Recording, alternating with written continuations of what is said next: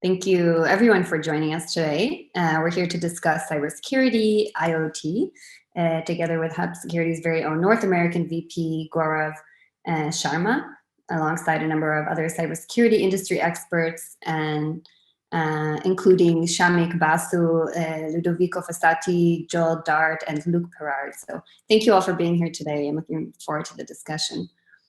We're going to start our event with a brief introduction from Gaurav on cybersecurity IoT, and then our panelists will each get a chance to briefly introduce themselves. Afterwards, we'll get into a bit of a deeper discussion on everything related to IoT for telecommunications, including its challenges and solutions. And as usual, we'll leave about 30 minutes at the end for a short Q&A. So if you have any questions throughout the discussion, feel free to drop them in the Q&A section below, and we'll get to them later on. Now, we have an impressive lineup of panelists tonight, and I'm excited to have them each introduce themselves to you. But first, we'll begin with a few short words from Gaurav, the North American VP of Hub Security, before we hand off the mic for introductions. So, Gaurav, take it away. Thank you, Sterny. As Sterny introduced me, I am representing Hub Security. My name is Gaurav Sharma.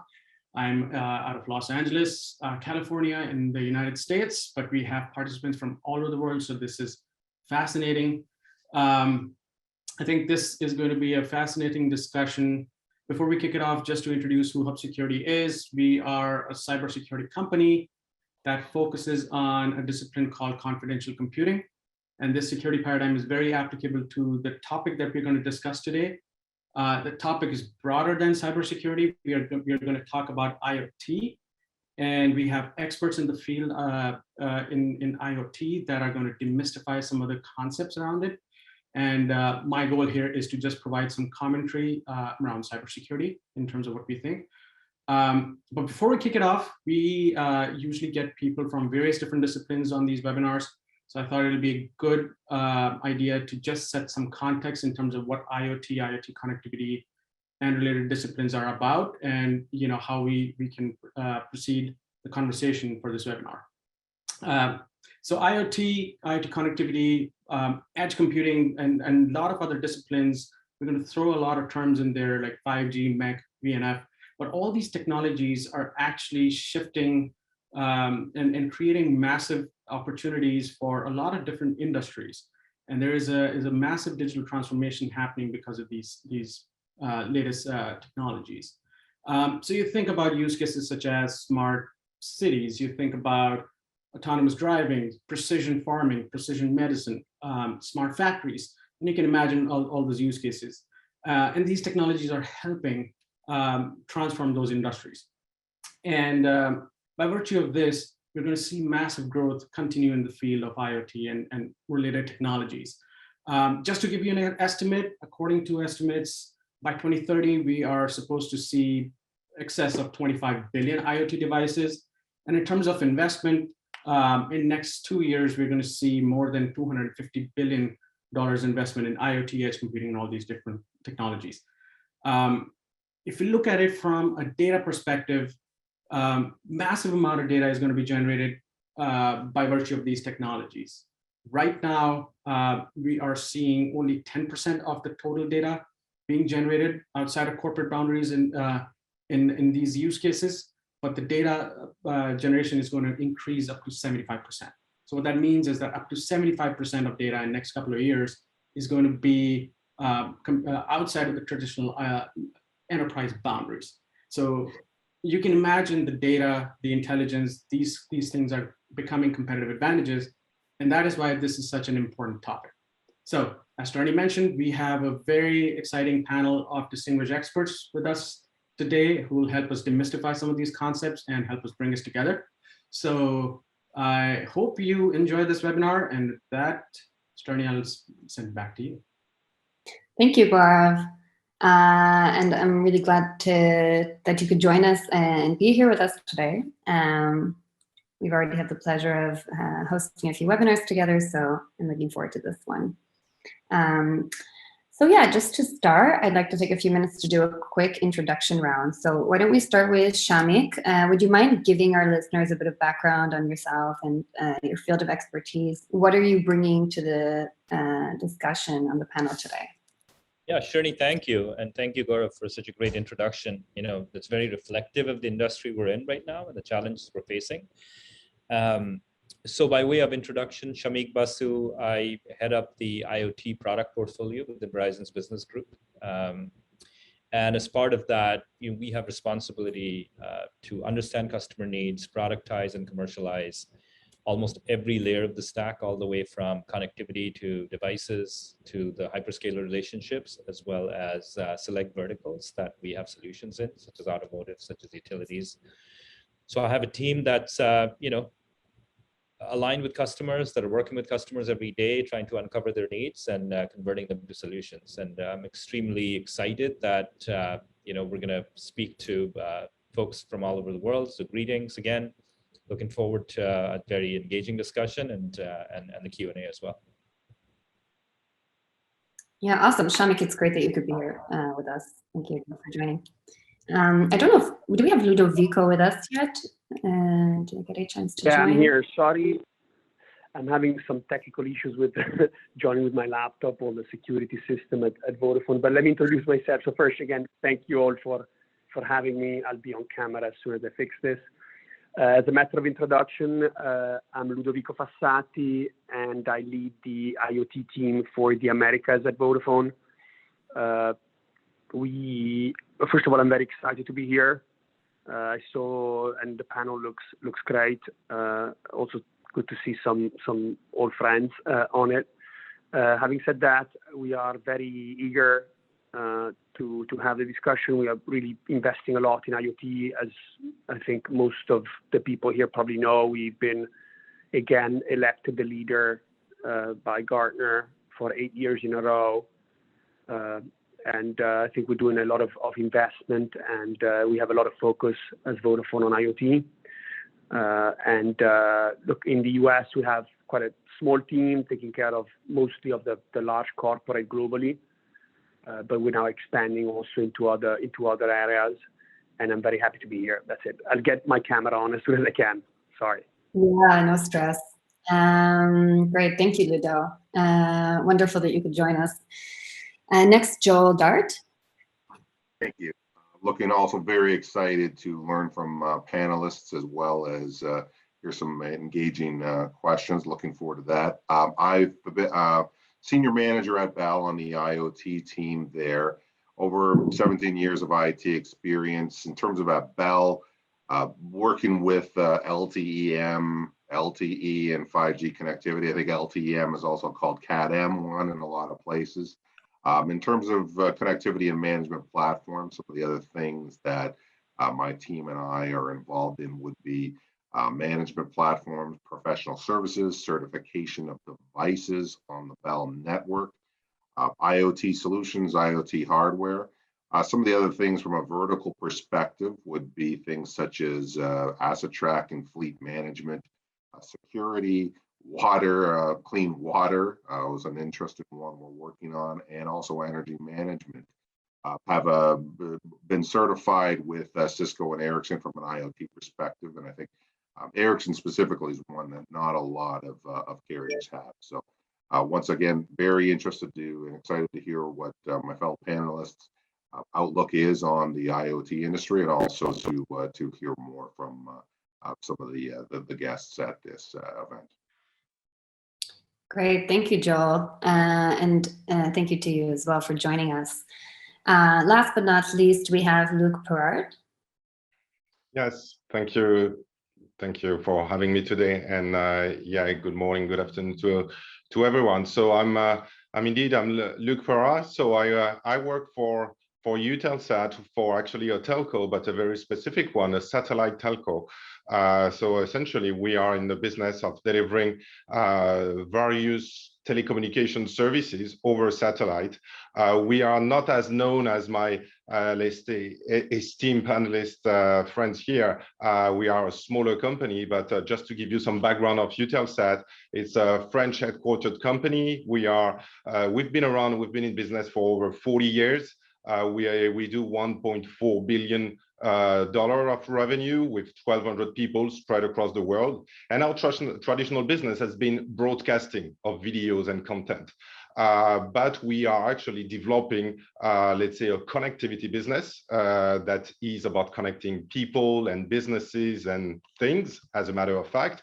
And I'm indeed at Eutelsat responsible for this business, let's say the IoT business, as a senior vice president. So yeah, well, very, very happy to be here today and participate in this webinar and give, let's say, a different perspective on IoT and on the challenges that IoT is facing on the connectivity side that actually satellite could address. Great, thank you, Luke, and I'm glad that you can be here. So we're gonna start off with our discussion for today, and we're gonna divide today's discussion into 3 topics. So we're gonna start the more general overview or an introduction to IoT for telcos, excuse me. And then we'll go a bit into some of the challenges and risks surrounding adoption of IoT. And lastly, we'll talk more about the approaches and solutions that some of our panelists maybe are using or that they've been seeing being leveraged within the market. So I want to start off today's discussion with a bit of an open question. So this is for any of the panelists to jump in and respond to. Give us just an idea of what is the stage of IoT and hybrid IoT's market and technology. So where are we now? And later on, we'll get to maybe where we're heading. Yeah, well, I can start on this one. Yes, we've let's say in IoT, from my perspective, it's really turning into, let's say, somehow a mature market, or let's say a maturing market. They've been, let's say, it's been around for quite a number of years. It was known as a machine-to-machine previously. So it was very much focused on technologies and, let's say, identifying the best technologies to do new things and connecting assets to optimize processes, reduce costs, but also to generate new opportunities, new business opportunities. But we see that the technologies are getting together with a lot of technical progress on various aspects of technologies, of communications, of let's say devices, hardware, embedded technologies, etc. And of course on the cloud aspect and the application. So it is really coming together, and I'm sure my fellow panelists will confirm that, because let's say they operate in the terrestrial or let's say cellular connectivity business that is really widely used in and let's say the pace of adoption of those technologies is really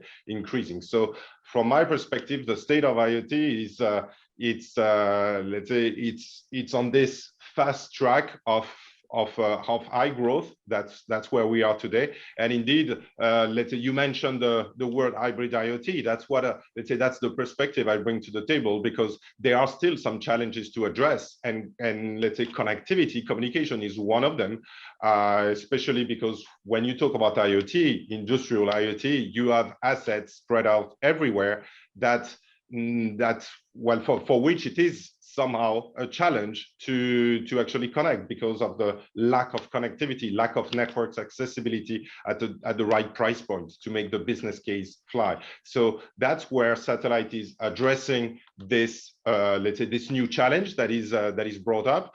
And indeed, I will elaborate probably a bit later how it is possible via satellite to extend those cellular networks in order to go and open up and actually unlock some huge market opportunity in the massive IoT business.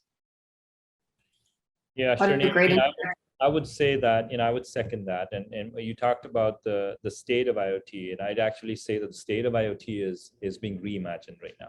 Because, originally IoT was all about exactly what I think, Luke, you said in the beginning, which is it was machine to machine. It was connecting a machine to another machine. What that's turned into is connecting little data to big data, as we say it. And the reason you connect little data to big data is because there's hundreds and tens of millions of endpoints, like Gaurav said in the beginning. But those endpoints and the data is meaningless unless you actually connect it to a cloud environment, to the analytics platform, and help driving outcomes for customers. And I think that realization is, coming in very, very quickly in a very, very accelerated fashion.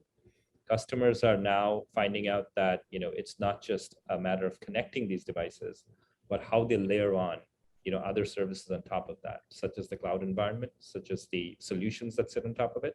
So IoT has just gone from, what traditionally has been machine to machine to an entire ecosystem, all that begins at the sensor and ends with the solution and is sold as a managed service, right? And I think the hybrid IoT element is important because as you start to kind of look at, coverage augmentation for how your sensors have to be connected at all times, the combination of cellular and satellite kind of brings a very interesting perspective as to how you can keep the devices up and alive for the longest time. Definitely. Thank you, Shamik and Luke. Does anyone want to add anything to that? Yeah, I mean, I think that's lots of great points that have been made already. I would just like to add that, yeah, in terms of from the maturing part that Luke had mentioned, and Shamik had talked about too as well, I would say certain verticals I'm seeing are maturing or really mature, and other ones are going to be have a lot of potential for more growth in the future. And that's why you see a lot of startups coming up, because they see some potential for new technologies to emerge. Whereas in certain industries, things like fleet management, asset tracking, there's already a lot of established vendors out there. And I think also too, you're starting to see, from some of the traditional vendors, whether it be, HP, Cisco, they've been doing this for a while, but there was that where now, before the things were being done, as Luke had said, hey, machine to machine's been around for a while, but now everyone's calling it IoT, and a lot of other vendors are jumping on the bandwagon. And I think it's something where a lot of people are going to get more and more involved, and IoT is going to be a big part of their current and future business. I would like to add one thing, if that's, I think, everyone mentioned very good points. Let me add a little thing. I think we run a report every year called Spotlight, where we interview roughly like 2,000 companies out there and collect all of the information. I think the only thing I'd like to add is the maturity of the connectivity business carries also a lot of responsibility lately. I think more and more we have entire companies, entire cities, entire hospitals relying on IoT connectivity, IoT solutions. So I think we also now have a bigger burden. In the past, if your TomTom didn't work or your Kindle didn't work, it was okay-ish. Now we have medical equipment, autonomous cars. So I think it carries a lot of responsibility too. So I just wanted to add that point. Definitely very important. Thank you, Ludo. And Luke, start us off. What is hybrid IoT, and what are some examples, maybe that you can give us of use cases which will benefit most from hybrid IoT connectivity? Yes, indeed. Hybrid IoT is a bit of a new term that you see coming around, but at the end of the day, it's a realization that, I mean, everyone would agree that there is no one size fits all in IoT. So you need to connect assets. Some of those assets are in cities, some are underground, some are indoor, but some other assets are also in rural area, in desertic area. Some are even at seas. At the end of the day, you want to be able to connect those assets, not only those that are traveling across various areas, like mobile assets, but also fixed assets that are really spread out across the entire territory. Think about in the utility space, you want to monitor the status of utility poles, as an example. Make sure that the pole is still standing, or if it starts to lean on one side, you want to be aware of this and actually take preventive actions before it's too late and you have, let's say, you have a big area disconnected, sometimes with let's say very big consequences. Imagine there is an hospital behind that electric line, as an example. So here, let's say the terrestrial networks have been actually mostly used today because they provide, let's say, a decent ubiquity, but ubiquity of coverage. But this has been let's say, deployed by all the telcos in urban areas, covering mostly around cities and extended urban areas, I would say. And outside of that, and especially in very vast territories like the US, but many other countries in the world, it is challenging. It is challenging to get connectivity. So what enterprises are looking to do in order to connect those assets that are really spread out everywhere or travel really everywhere is to have this mix of technologies and connectivity options that really keep track and that enables you to connect assets no matter where they are. And of course, you need to do that in a way that is, let's say, cost effective. And and so far, let's say, using satellite has been quite challenging because of the high cost and high complexity. So hybrid IoT is coming together because new technologies in the satellite space, in the space sector, let's say, are coming around and are really delivering on, let's say, bringing and seamlessly integrating satellite into those terrestrial networks, not competing with them, but more extending them to actually give, let's say, the value that enterprises want is to connect their assets. They don't really care whether they use satellite or terrestrial. At the end of the day, they need the data, they need their assets connected in order to get the data and then do something with that data, as Shamik said earlier. For the entire panel, how is IoT integrating right now with new technologies such as MEC, MPN, AI? I can take that one, Shirley. So, you know, as we start looking at IoT evolving to a much more data-centric and like I said, the outcome-centric play, the concept of just a sensor being connected over a network, be it, you know, a cellular, a satellite, or a hybrid network, I mean, that's evolving very quickly. And if you start to look at use cases such as a factory floor, if you start to look at use cases such as, you know, security and quarantining, object recognition, you know, these are use cases that traditionally had a reasonably high price piece of equipment, either, you know, in the form of a camera that had to be deployed. So, you know, because of that, you know, things can scale to the extent that they needed to.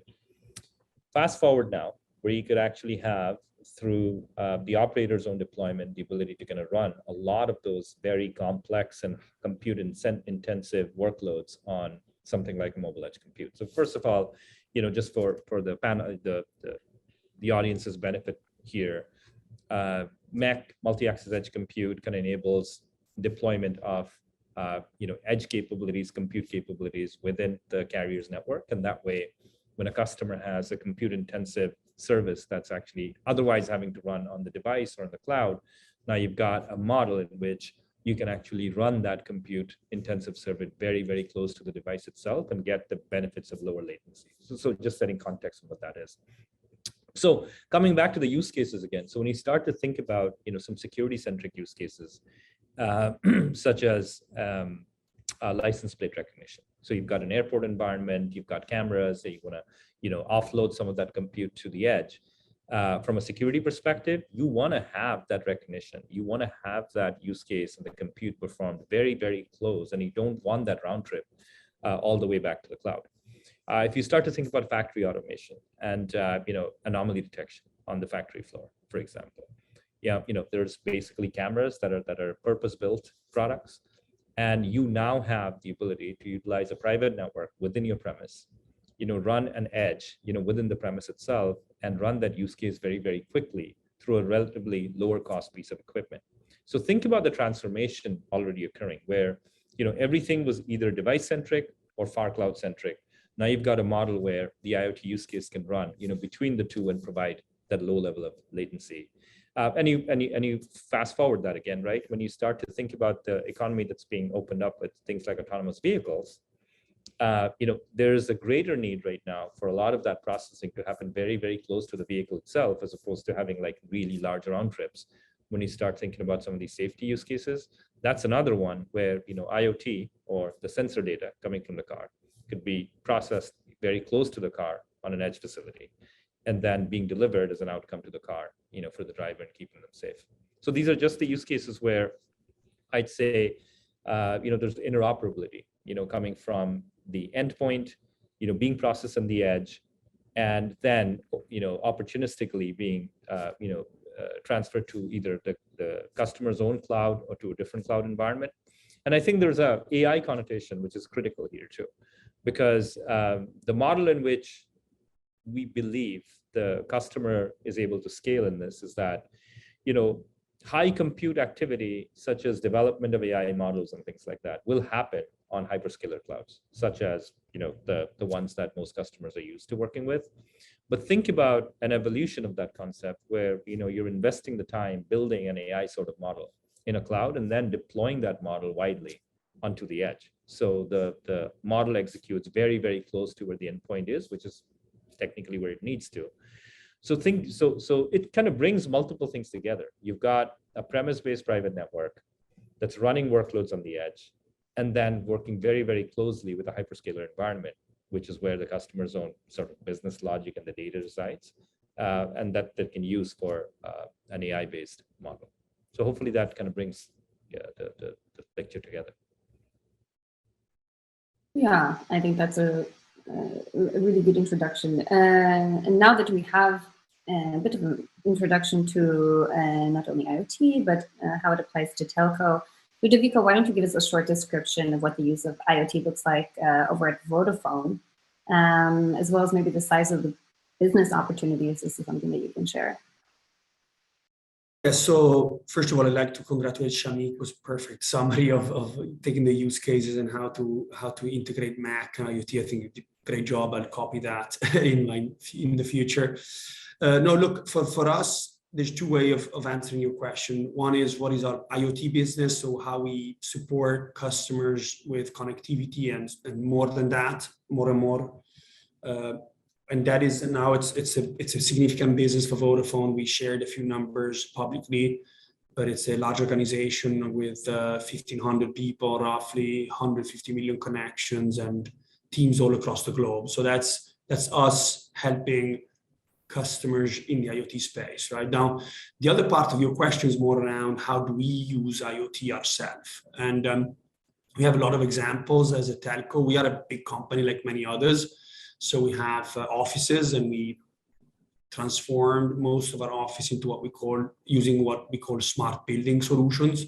So there's energy monitoring, occupancy tracking, and so on, access, security, all of those stuff that we do in our own office. We made a significant investment into fleet, electric vehicle fleet, but also fleet. So we monitor all of our cars of our employees and delivery trucks and so on as a company. So that's another important one. We also have, we carved out our tower company, but it's still owned by Vodafone, and we do all of the cell site monitoring, tower monitoring with all IoT sensors and solutions. We also use drones to fix them in certain situations. We really are a big user of IoT ourselves. Of course, we also have a consumer IoT team we developed a few years ago that is really doing IoT devices that are being sold into our stores or on our website. So we have a kids watch, we have tracking devices, and I'm sure a lot of our employees are using those for their day-to-day use, right? So we really are very much immersed in IoT everywhere we go. But the more important part for me is what we do with our customers and how we can help them to do better things out there. So that's us. Sure, thank you, Ludo. Can I call you Ludo? Is that okay? That's fine. That's okay. Yeah, I saw it as your name on your video, but I was not sure. Okay. Okay, great. My next question is for Joel, and I was just wondering, what are, maybe you can outline for us some of the key reasons or the key benefits maybe of using IoT over Wi-Fi connectivity. So what are some factors that organizations need to take into consideration when they're making these kinds of decisions? Good. Yeah, that's a good question. I think also I'll just expand on that because you do see certain verticals that just want to use cellular, and you do also see some verticals that are hesitant to go cellular and rely on Wi-Fi. So that is something that that I do come up with and see quite a bit. So I think one of the benefits would be that the cellular data is encrypted by default, while you know, in terms of on the Wi-Fi, the encryption must be enabled. Another factor I would say, a big factor, is cellular security updates are done by providers with knowledgeable cybersecurity staff, whereas you know, the Wi-Fi security requires the owner to proactively install the updates. As a result, cellular networks are, you know, generally held to a higher security standard. A couple other factors would just be that cellular has higher range and definitely higher coverage versus Wi-Fi. You know, not just in within North America, but internationally, there's a lot of LTE, LTE-M, Cat-M1, NB-IoT, and 5G emerging that have a massive coverage. So those would be the main factors I would say that would be the key reasons to use IoT versus Wi-Fi. Thanks, Joel. And my next question is more of an open question for the entire panel, but maybe you can help dispel some of the myths for us surrounding 5G and IoT. And I don't know who wants to start us off, but it's quite a long list. You know, it's a favorite topic of mine. Why don't I take that? So, you know, you asked about the myth. I mean, we talk to a lot of customers, we encounter these myths, and I call them myths only because I think generally the industry's kind of gone about and answered them, and I think there's a very fast pace of realization that customers actually need it. The few things that we've heard is, you know, the first question is, do I really need 5G? You know, the most common one. And, you know, the answer is 5G is just an evolution. You know, and I wouldn't even call it an evolution. It's almost a quantum leap in terms of where you were with 4G technology going to 5G. So absolutely, you know, you need it for any future use cases that you want to operationalize. Second I get is like, you know, I've got this sensor, I've got this device. Will it support 5G, right? Is it 5G ready? And can the sensor device, you know, use 5G technology? What do I have to do? And then, you know, Luke, I think you covered it, and Ludo, you said it as well, very well, that, you know, as customers look at broadening their operations, they can be centered around, you know, one operator. So now they're asking questions about, if you as an operator support 5G, do operators worldwide support 5G, and how expansive can I be with my deployment? So what level of operator interop do we have with 5G? And then one we get, you know, quite frequently is that, is it going to cost me a lot of money? Is it going to cost me to take this leap? And what does it do from operational efficiency, the financial efficiency that IoT does seek to reduce for them? So these are the four we generally get. And, you know, generally our answer to that is, yes, you need 5G because it powers, you know, every use case and the digital transformation that you're looking to do within your environments.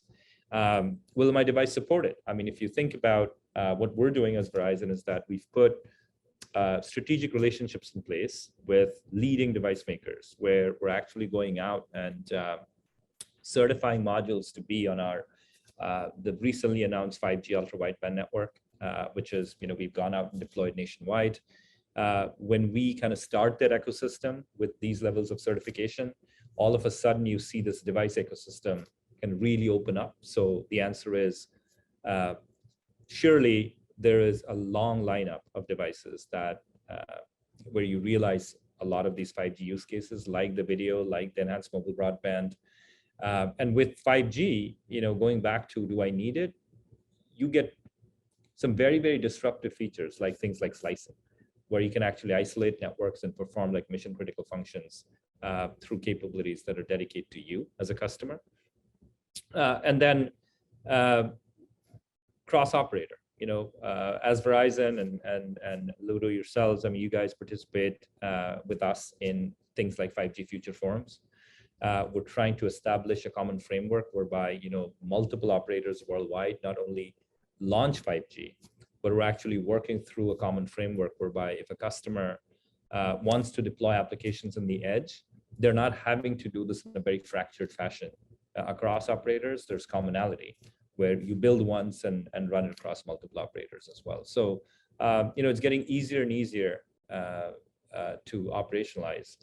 Are there scenarios where you don't need 5G?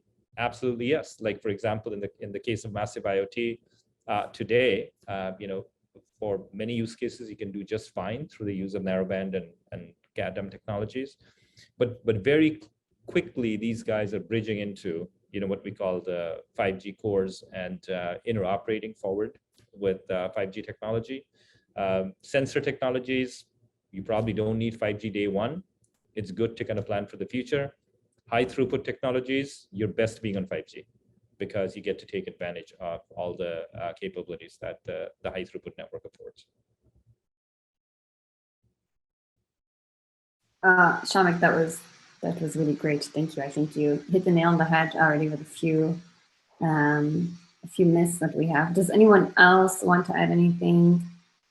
Yes. Yes. I would like to add indeed that, I mean, it's all about the use case at the end of the day. There is not a one size fits all for certain applications. You don't need 5G. So, but for others, depending on latency and depending on data throughput, depending on the volume of data you want to send, you will definitely need 5G.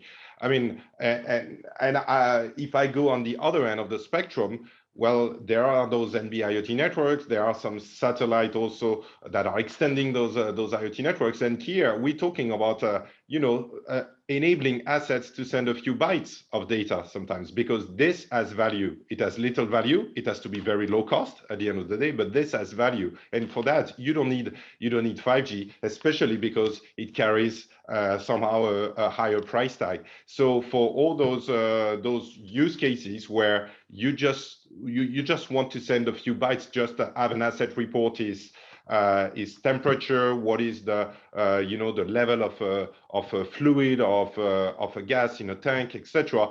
You don't need high speed. You don't need to send large volume of data. And I would even say you don't need real time either. Sometimes you can really live with getting the data in a few hours because it's not that important. Maybe you're collecting data for regulation purposes, just to make sure that you have that data. And if you get that a few hours later, that's okay as well. At the end of the day, it's a matter of use case and, of course, matching the let's say the right the use case with the right requirements in terms of technologies and price points. All right. Well, Gaurav, let's turn to you. Cybersecurity plays a large role in the deployment of IoT networks. So what part does cybersecurity play in the rise of IoT adoption and more specifically within telecom? That's actually a good question.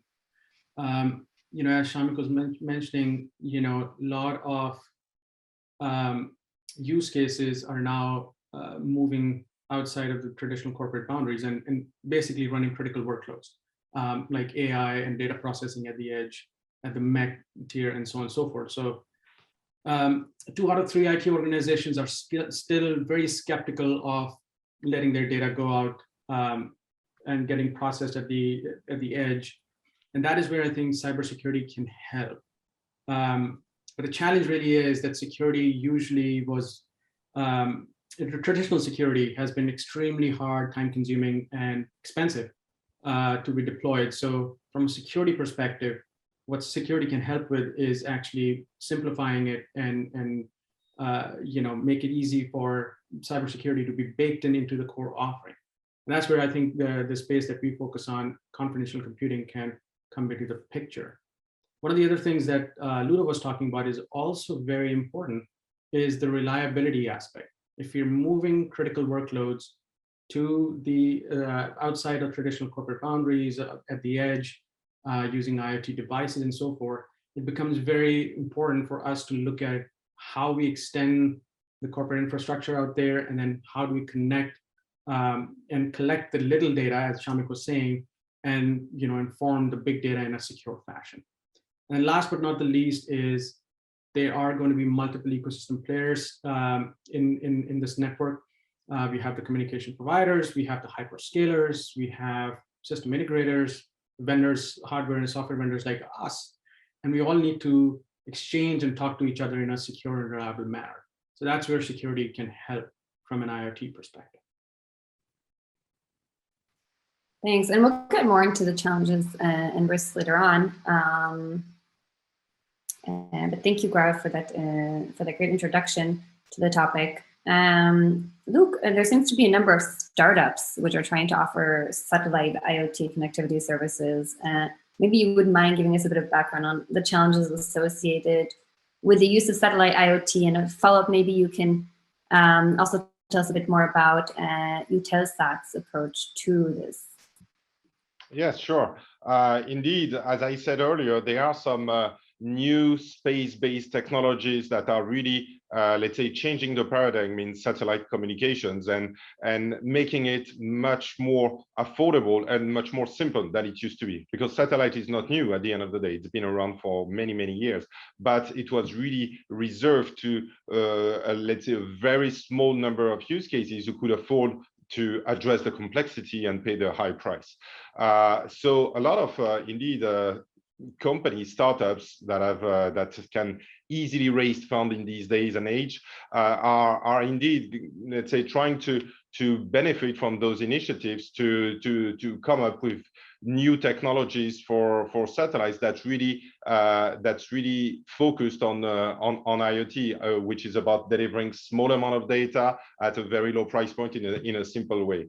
But we see many of those guys that they are developing great technologies, but the fact is that it is still living in their own satellite world, satellite ecosystem, with proprietary technologies that are solely reserved for satellite communication, so for assets that are outside the boundaries of other networks.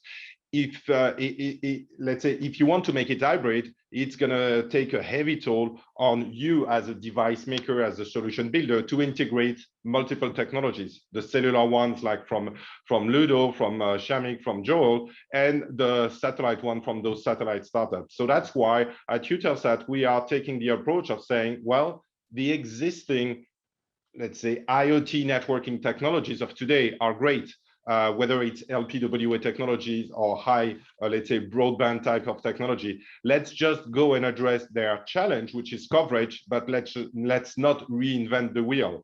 And that's what we are doing at Eutelsat. We are really working with the existing technologies, starting with LoRa 1, but of course, going down the line when the timing is right, when standardization has taken place, we will certainly do NB-IoT, Cat-M as well. The goal is really to extend those networks so that objects that use those technologies can seamlessly, I would say, roam between the terrestrial network, like in cities and urban areas, and they can use the satellite networks when they are deployed or when they travel outside in rural areas or at seas, as an example. So this hybridity, using the same existing technologies and satellite, let's say, realizing that they need to do, let's say, they need to work with the technology that is used in 95% of the world today, which is the terrestrial technologies. That's really the approach, and I think let's say let's say what will convince, what will make enterprises adopt satellite much more than it has been today. Shamik, how should telco operators, excuse me, be thinking about IoT differently beyond traditional use cases? So, are there any opportunities beyond network layering? Oh, most definitely. I think, I mentioned before that on a broad basis, I think telcos should look at IoT from the purview of the solution more and more, right? If you think about some key value pools that are opening up, at least in the US market, there is some huge opportunities around providing solutions to automakers, all the way from just connectivity to life cycle management. There is an extensive program funded by the recent infrastructure bill around grid modernization, for where utility companies are actually going to move to, a completely different technology model.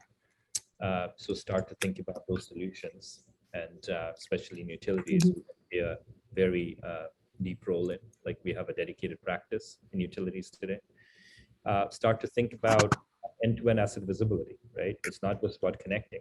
To Luke's earlier point, that asset might be connecting over terrestrial network, over satellite networks, and in some scenarios not be connected at all, or be connected using a local area network, within the customer's prem. Ultimately, what the customer needs to solve, and this is basically where the telcos also have to step in beyond their traditional roles, is to actually support, for example, an end-to-end asset visibility and a solution that takes it all the way from production to consumption. So I think these are just examples of how the original purview of us as mobile network operators had been, how do we provide very seamless turnkey connectivity to these sensors? I think that's quickly evolving. How do we start thinking more solutions, and how do we think more outcomes for customers? Because the discussion is very quickly shifting in that direction. And then to Gaurav's earlier point, the moment data leaves your premise, the data is vulnerable. And how do we make security a core part of that framework? So we have to kind of build a culture whereby when you're building devices for IoT, you're building for day one. Security isn't an afterthought. It needs to happen day one as you're actually beginning your deployment. So I think the solutioning side is critical here, because and that helps us kind of get beyond the network. And while we're thinking network as a service, it's also layering on a lot of these outcome-driven services. No, definitely. We're going to soon reach our 60-minute line in our discussion, and I wanted to move on to our next topic, which is about challenges and risks. And just an open question for the panelists right now. We talked a bit about the potential of 5G and IoT. We also covered a little bit on the surface level of the challenges that come with it and its deployment. Maybe we can go a bit more into detail if you have any specific challenges or risks you want to shed some more light on. Now's the chance. Yeah, look, I think some of them were mentioned before, right? I think a key one is probably going to be coverage in the rural areas. So that's going to be a bit of a challenge for 5G. I think another big one would be countries that are not there yet. So some countries would not have access to 5G for a few years, as the cost of deploying is high, and maybe there's no value for operator to deploy. And with all the technology that 5G enables, though, those countries would suffer, as that infrastructure doesn't allow companies to serve or develop those new products to 5G-enabled product. Another one I think is going to be create the ecosystem. We see a big boost in that. A lot of new product coming out that are 5G enabled, but Shamik mentioned before, of course, devices need to be 5G enabled. So all of operators now are working together to try to standardize and make sure that every 5G device would work in every region, every country, on every network. So that's something important. The cost is, in my view, the biggest challenge today. Today, 5G module is pretty expensive. 5G connectivity is expensive, so it drains a lot of battery. So you need something either battery plugged or electricity plug or with big batteries. So there's a lot of challenges still.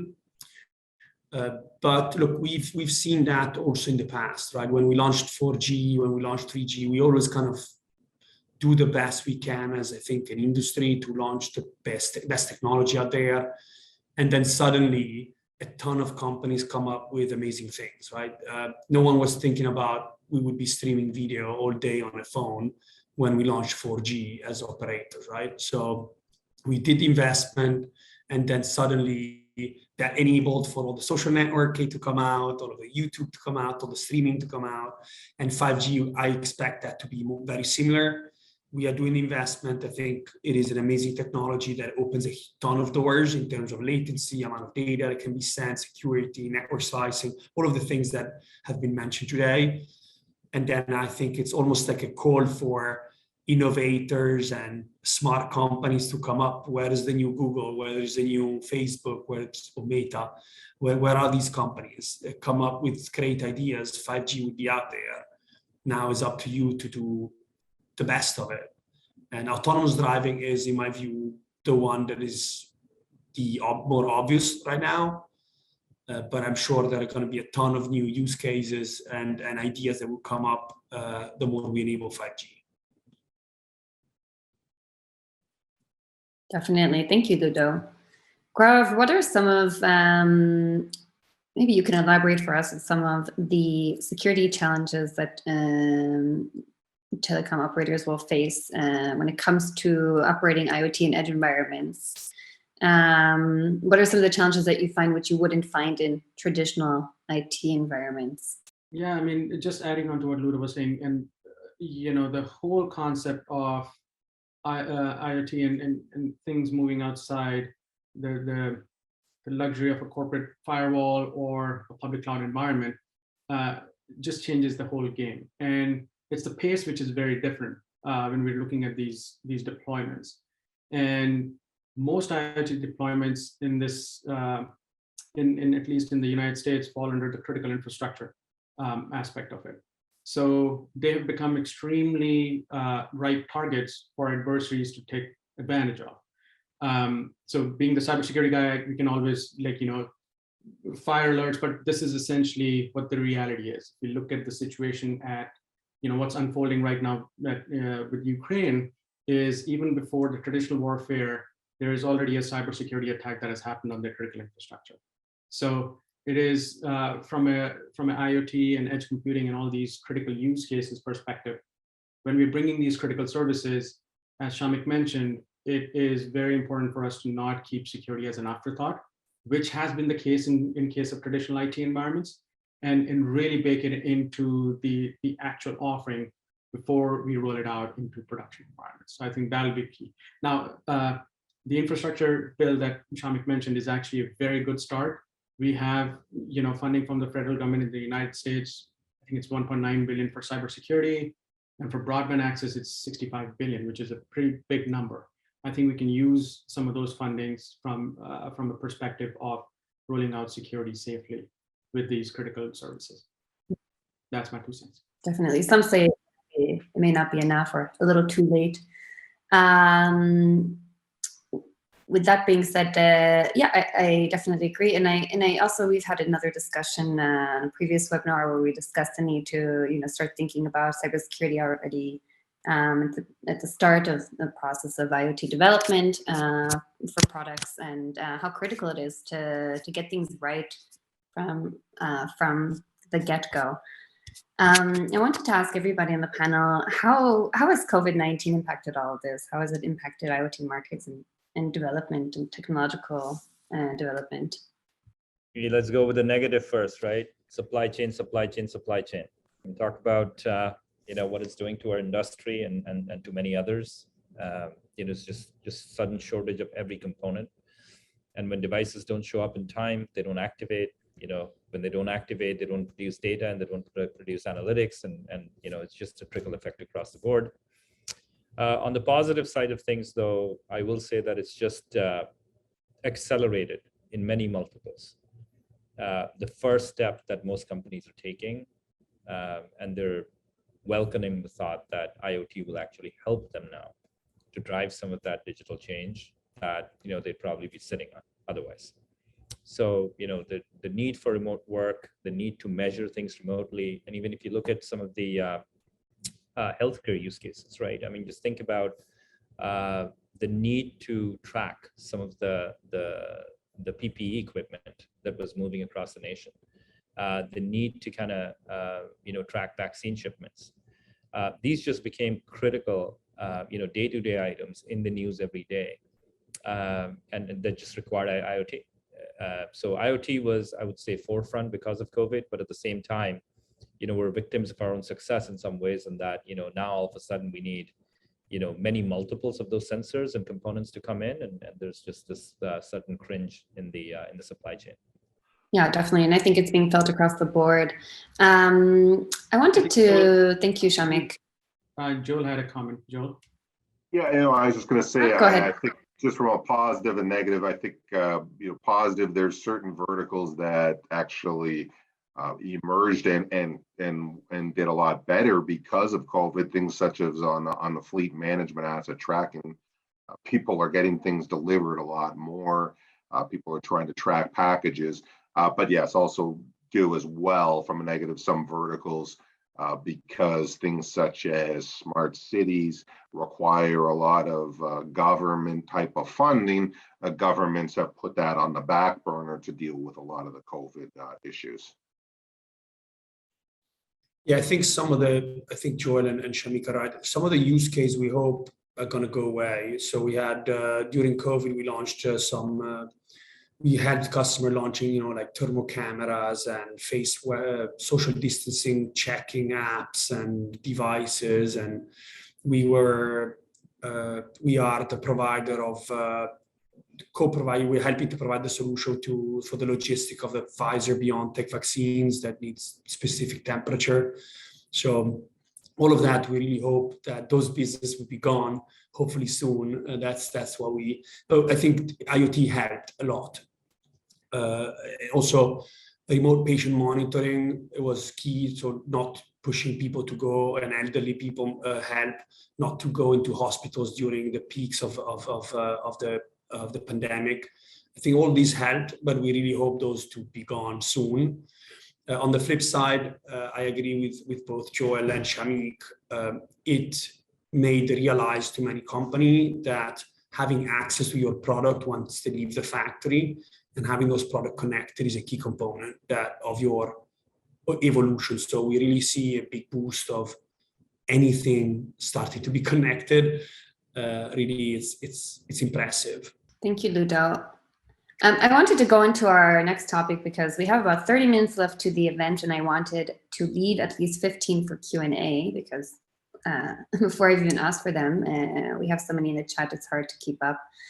So I'm just going to jump into our next topic, for this segment, which is approaches and solutions. And I'll start off with Joel. Maybe you can enlighten us. What are some of the key factors that customers should be taking into consideration when evaluating a telco's IoT capabilities? Very good question. So I think, yeah, some of the things that I think the one that definitely jumps out right away is the coverage capabilities. Looking at the coverage map, where is it that this telco can provide both LTE, Cat-M1, as well as 5G connectivity across that area. Some of the other things too are what IoT management platforms they have in terms of also there could be some exclusivity in that area for some of them. Solutions as well, IoT solutions. Which solutions does this telco have? And in a lot of other cases, there is exclusivity too with some of these solutions for the key verticals. I think too as well as what cables being used in terms of the fiber versus microwave cable, and the roaming agreements internationally, specifically if you're looking at a fleet management or asset tracking. Does this telco have an agreement with or agreements with carriers in the neighboring countries? Yeah, and I just think, yeah, you have to look too from the security and quality. What is the security and quality of that telco? Because your IoT solution is only as good as the connectivity that is provided. Definitely. Thank you, Joel. Ludo, what is the secret sauce behind Vodafone's success in IoT? I don't know. I don't know if we have a secret sauce. I think we don't have any secret anymore because we had the success started because we were the most global of the telecom operators. So it was an easy choice for someone who wanted to launch a connected car, a connected Kindle, and so on to come to us. I think that was the secret at the start. The secret sauce then have been investing, leveraging on that advantage and keep on investing in it and trying to keep the lead. Well, we've been quite successful at it. We really take IoT seriously, and all of the money we make and more, we just put back into getting better. We believe there is a ton more we can do. When we spoke about startups before, yes, true, they are not always perfect. In satellite, I'm not an expert, but I think all the startups that are coming out in IoT are actually helping us to see what we need to do to be better. Sometimes they're annoying, sometimes they take business from us, and of course it hurts, but I think it helps us to understand which direction we got to go. Telecom operator don't have a history of fantastic service and fantastic, customer centricity and flexibility or something like that. So I think we now are learning. We learned our lessons. At least I think most of the operators learned their lesson and trying to get better. So the secret sauce is, in my view, listen to your customers and try to be better. At least every day, if you do a little step better, that's good enough. And that's our secret sauce right now. Not a more a secret that I shared it now. It's not anymore a secret, but it's fine. Yeah, the baby's out of. How does it? My English is really poor right now since I'm speaking more German than English. But the cat's out of the bag, as they say. Yeah. Yeah. Gaurav, maybe you can enlighten us. What more can be done, or what solutions or approaches should be adopted by organizations looking to remove some of the cybersecurity hurdles which exist for telcos? That's actually a very good question. And cybersecurity can span a lot of different things, but I think if you look at it from a data perspective, I think it'll help solve some of the challenges, right? So the critical asset that most of the times enterprises are looking at is data. And the question really is, where is the data? Where is it stored? Where is it transmitted? And how is it processed? If you look at it from that angle and put controls around that for cybersecurity, that becomes a very good starting point. And I'll give you an example. As we were talking about earlier, data can be processed at the edge or up in the cloud. It could be stored, locally or remotely. So based on those decisions, based on your data tiering architectures and deployment models and all those wonderful stuff, apply controls accordingly, right? And look at a lot of times what is missed is, where is the compute happening? So it's very important for you to look at, from a computation perspective, is where the data is being processed. And that might be a very good starting point for you to start taking a look from a cybersecurity perspective. Thank you, Gaurav. And really quickly, because we have 5 minutes before I want to jump into Q&A, but Shamik, maybe you can tell us, how can cloud hyperscalers and telcos work together to create a competitive advantage? And we've touched on this a little bit already, but maybe you can expand on it for us. Yeah, I think we're one of the leading examples in the marketplace that have done this. So we've partnered up very, very strategically with not just AWS. We've partnered up with Azure as well, from a hyperscaler perspective. And the reason we do that is, we go to where the creators and the developers are. We know that, developers and enterprises want to be MNO agnostic. They want to have hyperscale platforms that they actually go build their applications in. And if we go and publish core network capabilities in these environments, then we'll just acquire them more easily and frankly go to an environment that they're familiar with. So that they're in, it's more 1 + 1 = 3 type of arrangement. And it also helps us accelerate how quickly you can build some of these solutions and take them to market. So yeah, I think it's a great differentiation. We've done well in our messaging as well as our partnership with most of the hyperscalers. Awesome. And last but not least, Luke, does Eutelsat plan to offer hybrid IoT connectivity for other technologies other than LoRa, such as NB-IoT or LTE-M? which are currently being offered by Vodafone, Verizon, and Bell.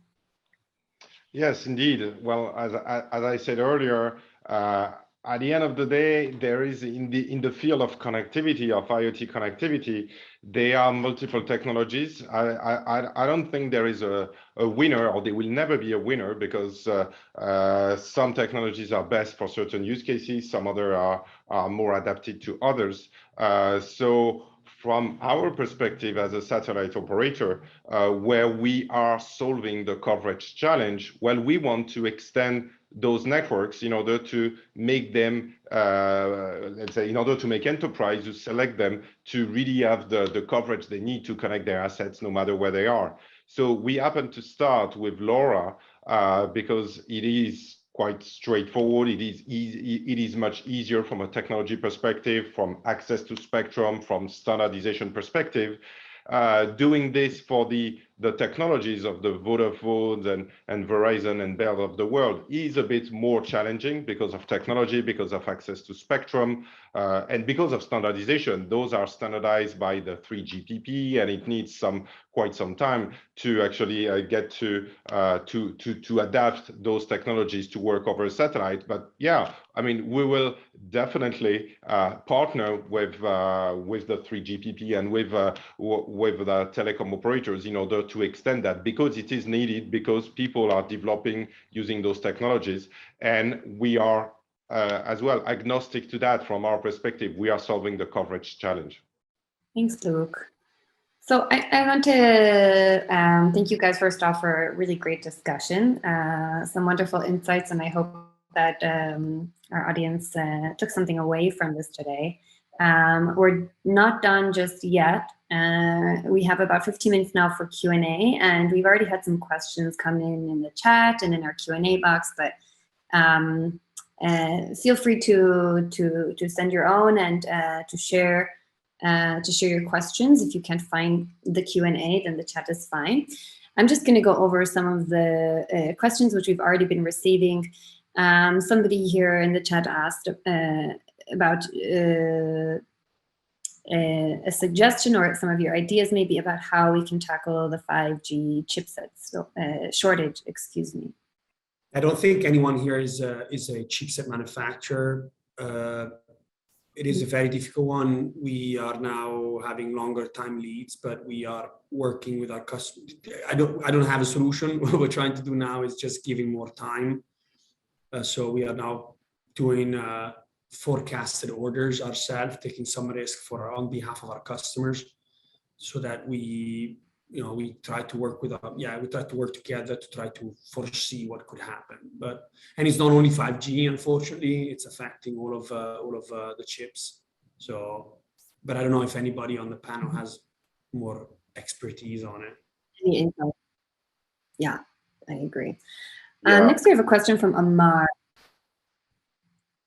Did you want to add something to that? No, I mean, they're just whenever something like this happens, not just in terms of this type of hardware, in terms of the chips, whenever something shortage comes up, you just look and go, why aren't there more manufacturers doing this? It's something that's hard to determine what the value is, because no one wants to be creating too much, because if you have too much inventory, you lose a lot of money if no one's going to buy it. But yes, that is something, hopefully, from the overall industry, there can be better forecasting done so that we don't have shortages in the future. It's absolutely a skill in forecasting, for sure. Amar is asking in the chat, is it reliable to use deep learning techniques to compress real-time data on IoT edge nodes? I mean, can IoT handle that? And does any company implement protocols like MQTT and COAP? It seems like a pretty technical question on the, it's best answered by a solution developer or a hyperscaler. But I'll tell you, I'll make a quick comment on the MQTT. So, a majority of the trackers that we actually put on the network right now for our asset management solutions actually use MQTT as the last mile connectivity protocol. And that's natively used with AWS. I wouldn't be the right ones to answer the question on deep learning. I'm sure there's relevance there, but but that's my call on MQTT. It's widely used within our network. Yeah, from a data compression perspective, from running things like AI on the edge, we have partners actually who are specialists in that. So there are various different techniques that can help, in terms of compressing the data, and then there are different techniques in terms of what kind of data gets processed where, and then instead of sending the whole data set back, let's say from the edge network back to the cloud, you can actually just pass on the insights. So there are various different models from a learning perspective that are out there in the market. I'm not an expert in that, but there are multiple ways to do it. That's all I can say. There was a comment in the chat. Kirk mentioned TinyML. So yes, that's one of them. Absolutely. Thank you, Kirk. And Sam is asking, I'm interested to understand what the panel think are key IoT headwinds for their organizations. For example, roaming regulation, high code requirements for IoT solutions, network rollout, and upgrade costs. I think roaming regulations is a valid one, to be honest with you. I think the fact that we're seeing some very fractured regulation coming up in certain parts of the world around what's allowed in roaming, what's not. But I think longer term, where I foresee that going is, that's going to evolve into an eSIM-like model where, devices are going to localize to operators in each market. And that will alleviate some of these regulatory hurdles. But that's my perspective. I think, you're right. It's a headwind today. It's a headwind in a direction where, the technology will take us somewhat away from that in the direction of eSIM. Our next question that we have here is from an anonymous attendee. They're asking, how do you think the average consumer will be affected by IoT in the upcoming years? Well, I would just say that, there's going to be more, there's going to be better solutions offered by different companies going forward, better things in terms of better energy management, better logistics, better services being offered by companies. One thing that the average consumer is going to see in the future. Yeah, I mean, just to add to what Joel mentioned, as I was talking in the beginning, there are going to be very transformative use cases that are emerging because of the conversation that we had today. And the average consumer is going to see it directly and indirectly. You're going to see it in smart cities, precision medicine and things like that. But in the background, food supply through precision agriculture, or smart manufacturing that are manufacturing the goods that we consume are going to be impacted. That is going to transform the way that we experience things around us today. Kirk is asking, what are the panelists' thoughts on balloon-based mobile networks? I know Luke sent him a private response, but maybe you want to share with us. Yeah, indeed.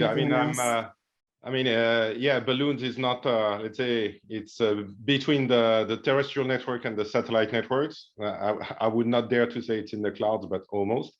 But at the end of the day, it's, Google has been investing heavily for years on that with the Loon project, part of the, let's say, of their other bets, but they have recently stopped their efforts on this. So from my perspective, and at least from a satellite operator perspective, we have also looked at that topic, but it is, let's say, it is not something that we are considering, and let's say following what that Google stopped that, it doesn't look that promising from my perspective.